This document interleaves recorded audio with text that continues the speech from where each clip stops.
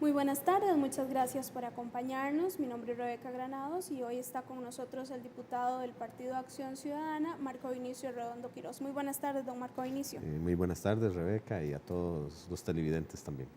Don Marco, hoy nos trae un tema que es realmente importante y que creo que para la población también lo va a hacer en el momento que empiece a conocer de qué es lo que vamos a hablar hoy. Se instaló una comisión hace unos días que será la encargada de analizar una posible reforma al Código Procesal Penal. Tal vez usted nos puede comentar un poco acerca de lo que implica, o sea, cuál es la labor que va a realizar esa comisión para luego adentrarnos en lo que podrían ser esas posibles reformas. Bueno, primero creo conveniente hacer un pequeño recuento histórico. Nosotros tenemos un código penal que data de la década de los 70 del siglo anterior, y eso significa de que en este tiempo, prácticamente estamos hablando de 45 años, ha habido una gran variedad en la manera en que la sociedad costarricense enfrenta su convivencia diaria, y eso significa que en materia penal pues hay algunas diferencias entre lo que se debiera de hacer y lo que ya tenemos. Hace escasos meses hubo una reunión promovida por CONJIF, que es la Conferencia de Ministros de Justicia de Iberoamérica, en donde también hubo una participación de FOPREL, que es el Foro de Presidentes Legislativos, y tuvimos una reunión, 4 legisladores, representantes de las fracciones más importantes en el Congreso. En el caso mío, representando al Partido de Acción Ciudadana, Johnny Leiva por el Partido de Unidad Social Cristiana, Ronnie Monge, el Partido de Liberación Nacional, y José Alfaro, un representante del Movimiento Libertario. El objeto de esa reunión que tuvimos en República Dominicana era que pudiésemos ser parte de lo que ya se había venido trabajando desde hace algunos meses a través de CONJIF con respecto a la armonización de las leyes a nivel centroamericano, porque esto es otra de las cosas que debemos de considerar muy importante. No es solamente el deseo de cambiar la legislación costarricense, sino de que esta legislación costarricense se adapte de una u otra manera a las necesidades de la región. Porque una de las cosas importantísimas, que obviamente no tiene el Código de 1971, es que ahora tenemos la necesidad de regionalizar, porque la transnacionalidad no se quedó solamente en el campo comercial, sino que también en el campo de la convivencia social, y obviamente también nos genera la necesidad de generar una transformación en ese mismo sentido en materia del manejo penal. Seguido de eso, después hemos tenido comunicación con los compañeros de CONJIF, y ha habido mucho interés de parte del Ministerio de Justicia, sobre todo de su jerarca, la señora ministra Cristina.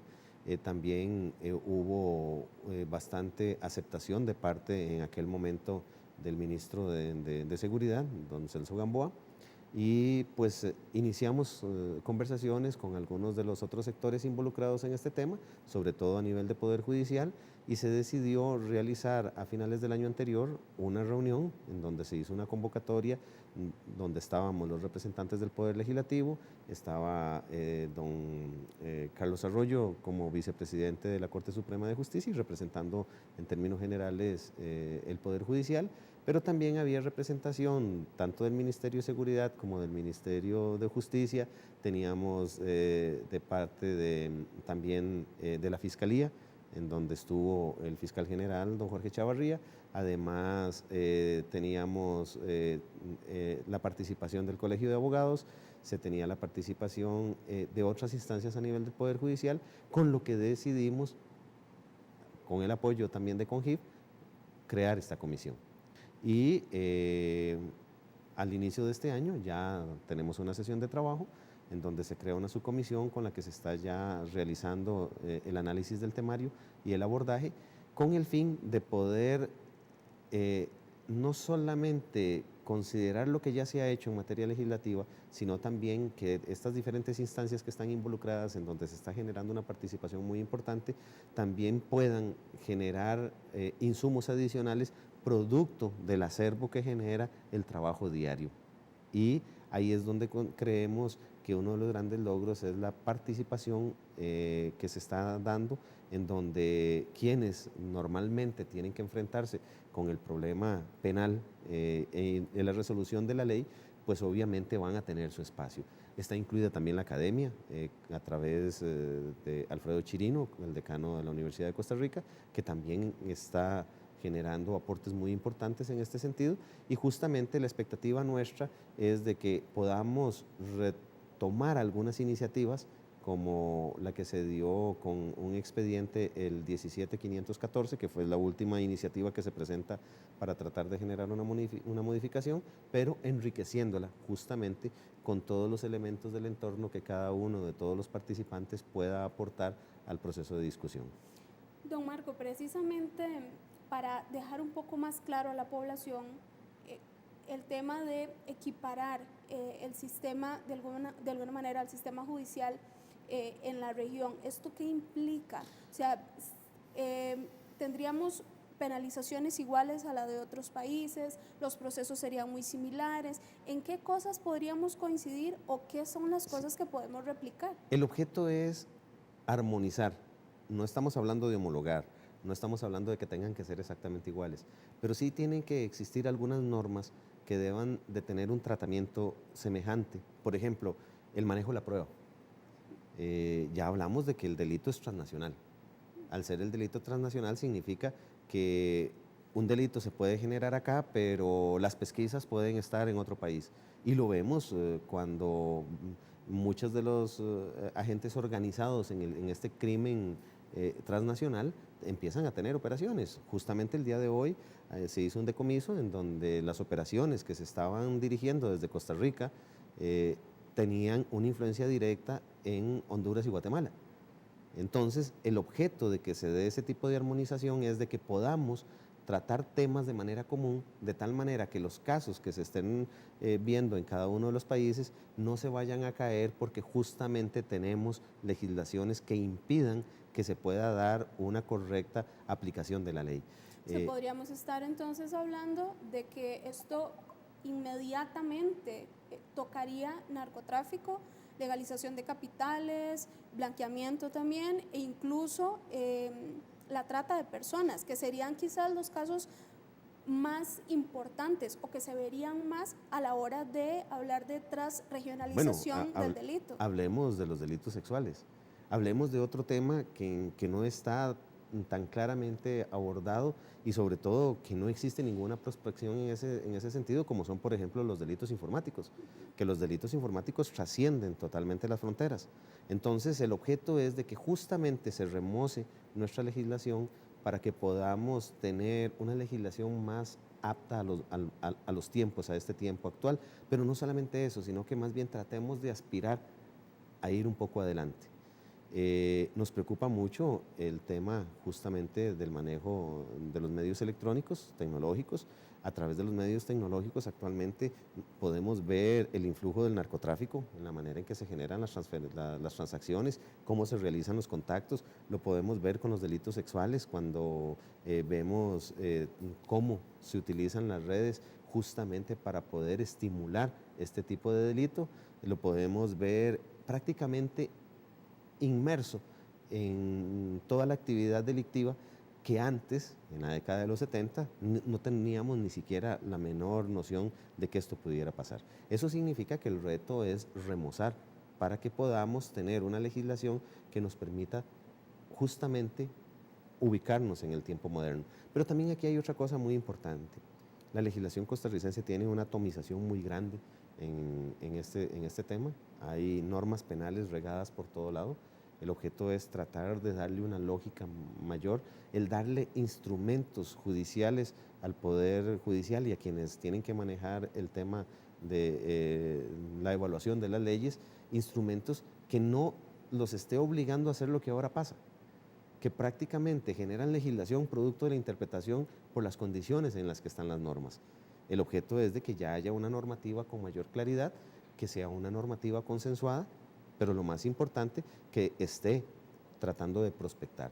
Otra de las cosas es que hasta el momento mucho del trato en materia de legislación penal ha sido muy dada por el impulso, que nos encontramos de que estamos en un momento en donde existe mucho delito a la propiedad, entonces metemos una ley en donde las contravenciones son tan ágiles que ahora por cualquier cosa ya una persona puede ser juzgada. Y lo hemos visto también en los medios de comunicación, cómo es posible que una persona que se roba 2 picaritas puede ser juzgado por más de 3 años. Eso también tiene otro elemento importante, que es el nivel de casos que se están ventilando en estos momentos y que no son correctamente llevados a su final, que incide en otro de los grandes temas que la sociedad costarricense tiene su preocupación, que es la misma impunidad. Pues ese es el deseo, tratar de ver cómo todo lo que tenemos ahora se pueda compendiar, se pueda manejar, organizar, pero al mismo tiempo prospectar. Se estaría incluyendo también en esta reforma procesal penal que se estaría investigando y recabando toda la información necesaria. Se estaría pensando también entonces en modificación de las penas, se estaría pensando en resolución alterna de penas. ¿Están ustedes incluyendo esto también en estas discusiones, en estas conversaciones? Esta parte en donde usted menciona de la resolución alterna de las penas, hay algo que nosotros debemos de considerar y que es parte del proceso de evaluación. Una correcta ejecución y sobre todo una correcta sanción de las conductas delictivas no tienen que terminar necesariamente en cárcel desde el inicio. Tiene que haber un abordaje primero en prevención, que es uno de los temas al cual debemos de darle mucha importancia.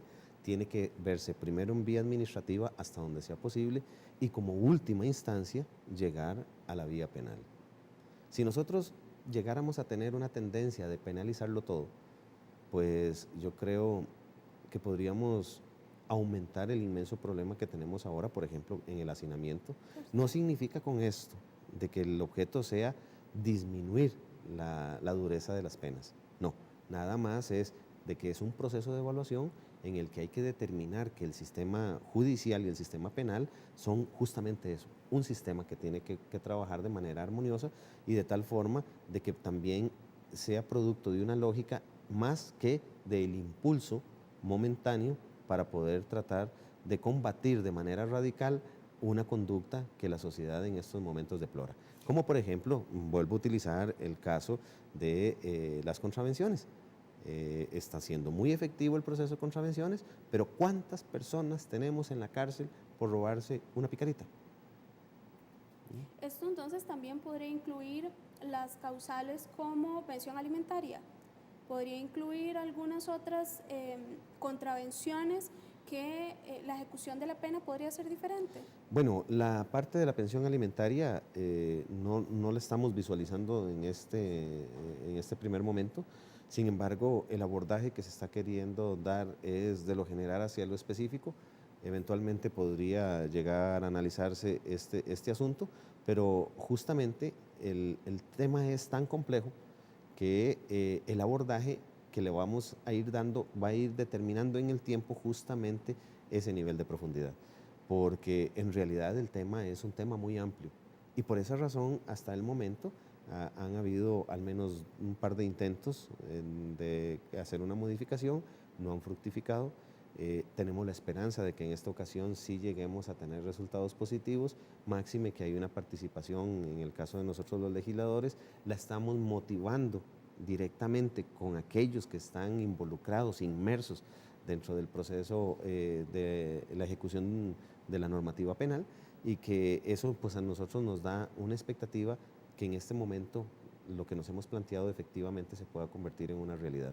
Obviamente también dentro de todo lo que se está planteando va a haber un proceso de socialización, porque tampoco creemos que lo que estemos planteando de buenas a primeras sea lo que se debe de aprobar. Esto va a tener que llevar su proceso de consulta, pero en estos momentos estamos justamente elaborando ese procedimiento que nos permita garantizar que el tema, cuando ya sea socializado, haya tenido un nivel de discusión en función de la experiencia de quienes les toca que administrar la justicia de este país. Esto entonces podría ser que en algún momento se incluyan grupos sociales, de derechos humanos, dentro de esos conversatorios o de esas sesiones de trabajo. De hecho, el interés al final es de que esto tenga que tener su nivel de socialización. Está incorporado también un componente muy importante que es la Defensoría de los Habitantes, que está deseando tener más que una función de participación directa, como una función contralora de que efectivamente los derechos de los ciudadanos en todo lo que se está planteando sean lo primero que se esté preservando. Y eso es otro de los elementos que a nosotros pues, nos importa que efectivamente se trate de garantizar desde el inicio. Don Marco, dentro de toda esta discusión, que bueno, no es un tema nuevo, incluso ustedes, aún sin haberse creado la comisión, han estado reunidos y viendo la posibilidad de que se estudie esta modificación al Código Procesal Penal. Esto no es algo, no tiene 2 meses ni tiene 3 meses, incluso casi iniciando el primer año legislativo. Ustedes decidieron, los diferentes partidos políticos, conversar sobre el asunto. ¿En algún momento plantean la posibilidad o existiría la posibilidad de que en esta reforma se puedan eliminar algunas leyes? ¿Sabe? La mayoría de las personas en este país, incluso expertos en el tema legal, dicen que el tema de la cantidad de leyes en este país hace muy complicado el tema de judicializar algunos procesos, y en otros casos hay leyes que vienen a se matan, como cuando se juega el ajedrez. Hay una ley que mata a otra ley y al final entonces nos quedamos sin poder realizar procesos. Dentro de esta evaluación que estarían ustedes realizando, ¿existe esa posibilidad de que incluso dentro de esa modificación podamos entonces hacer esos cambios? Eventualmente es posible, porque justamente una de las cosas que nos preocupa es la inmensa atomización que tiene la normativa costarricense, y la materia penal no se escapa de eso. Hay normas penales en muchísimas otras legislaciones que no están involucradas dentro del código. Justamente dentro de toda esta dinámica se prevé que muy posiblemente algunas de esas regulaciones que están fuera del código puedan ser incorporadas al código, pero eso es producto del análisis profundo que estamos planteándonos realizar. El tema no es un tema sencillo de abordar, es un tema muy sensible, es un tema en donde la responsabilidad también es muy alta, porque tenemos, por un lado, que preservar lo que es el interés de la sociedad para una correcta convivencia, pero por otro lado también tenemos que pensar en lo que representan los derechos de los ciudadanos, y tenemos un tercer pilar muy importante, que es la capacidad del Estado de poder ejecutar la misma normativa. Y ahí es donde tenemos que tener ese proceso de evaluación de los pesos y los contrapesos, de tal forma de que podamos al final tener un producto que tenga una calidad mayor de lo que ahora tenemos, pero que al mismo tiempo responda a las necesidades actuales, pero más importante aún, que también esté prospectando. En otras palabras, que tratemos de visualizar un poco más hacia adelante en el cambio tan acelerado que tiene no solo la sociedad costarricense, sino que también lo que representa el movimiento a nivel mundial en cuanto a la convivencia social. Y que se ha modificado el delito también. Correcto. Los delitos han tenido una variación bastante importante. La manera en que, por ejemplo, a nivel de los delitos contra las personas, ha habido una variación inmensa. En los años 70 era poco imaginable de que una persona por 10.000 colones se pudiera convertir en un sicario. A nosotros eso nos parecía un poco inaudito, mucho de la televisión de aquel momento, pero ya ahora sabemos de que es una realidad en la que nos tenemos que enfrentar. Y justamente... de pronto meto la tarjeta en el cajero y me encuentro que ya no tengo un centavo. Correcto. O que simple y sencillamente de un momento a otro me doy cuenta de que alguien utilizó mi perfil en alguna de las redes sociales para poder cometer algún ilícito o estimular algún ilícito. Bueno, es un tema de verdad que es muy grande, abarca muchísimas aristas, y estaremos muy pronto conversando de nuevo sobre este tema con el diputado Marco Vinicio Redondo y obviamente algunos otros temas desde el despacho del diputado cartaginés. Así que les agradecemos muchísimo acompañarnos. Muchas gracias, don Marco. Muchas gracias, Rebeca, y muchas gracias a todos los televidentes. Y pues ahí estaremos con el deseo de seguir informando de cuál es la evolución, porque creemos que es un proyecto tan importante que nosotros los 4 que nos hemos involucrado en este proceso dijimos que si ese fuera el único producto que pudiésemos generar en estos 4 años, habrá valido nuestro paso por este Congreso. Muchísimas gracias a don Marco Vinicio Redondo, diputado del Partido Acción Ciudadana. Y bueno, continúan ustedes en la televisión legislativa con más información, ahora con entrevistas a otros diputados.